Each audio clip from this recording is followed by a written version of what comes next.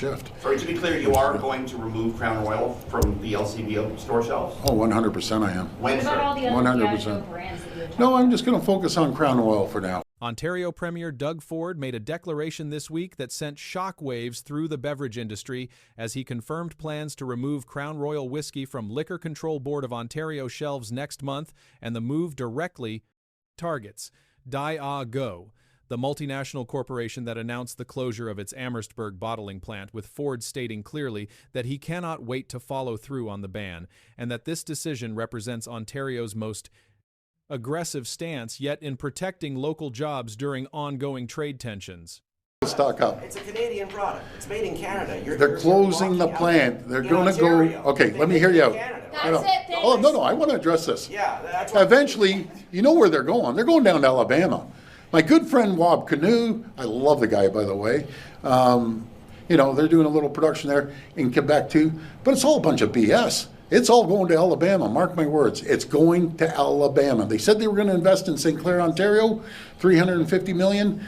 They pulled the carpet out from under. The ban is not new rhetoric, as Ford first threatened action in September when Diageo announced the plant shutdown, and he even dumped a bottle of Crown Royal before news cameras to demonstrate his displeasure, while the company stated it was laying off approximately 200 workers to move jobs to the United States in order to improve its North American supply chain, and Diageo emphasized that Crown Royal would still be mashed, distilled, and aged at Canadian facilities, with only bottling operations being relocated. Ford rejected this explanation outright and predicted that Diageo will eventually move all production to Alabama, while referencing a 2022 announcement about a planned distillery or warehouse in St. Clair, Ontario, worth $350 million Canadian dollars, which Diageo has since paused, and Ford said it is all a bunch of nonsense and that production will go to Alabama, while emphasizing that Ontario should not accept companies hurting the province, especially when Ontario is their #1 customer.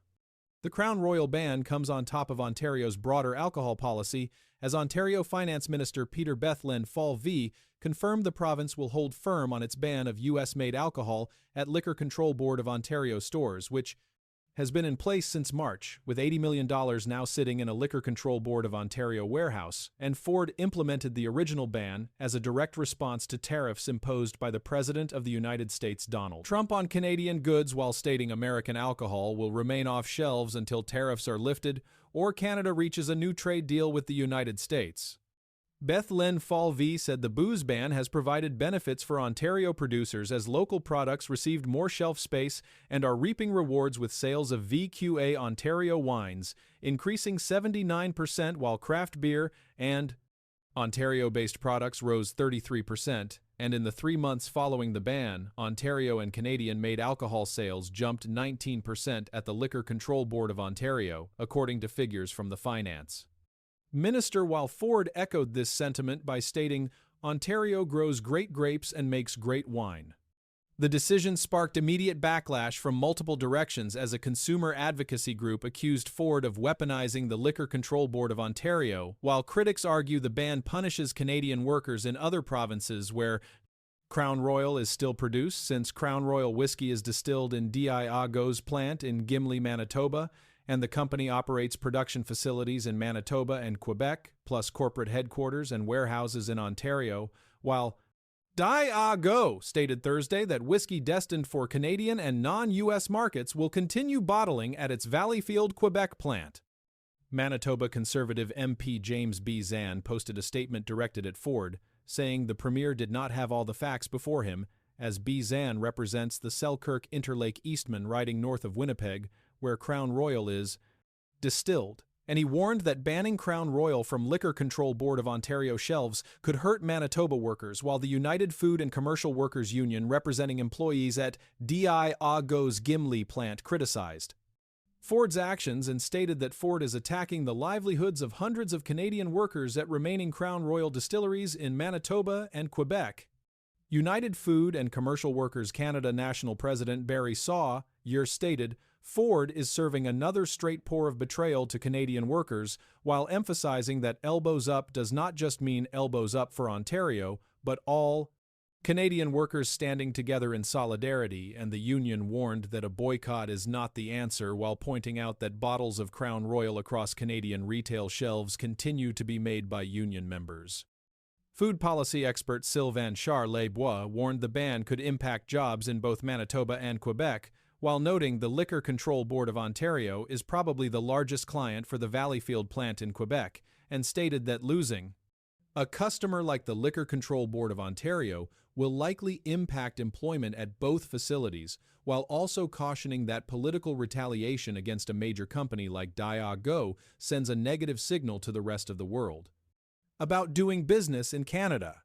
Some politicians worried the decision could spark interprovincial trade disputes, as one Conservative MP suggested Ford might start a trade war with other provinces, while questioning whether Ford wants to see Ontario wine taken off shelves. In Manitoba, and Ford defended his decision by saying it is about protecting jobs in Ontario while promoting alternative Canadian whiskies, including J.P. Weiser, Hiram Walker, and 40 Creek Whiskey.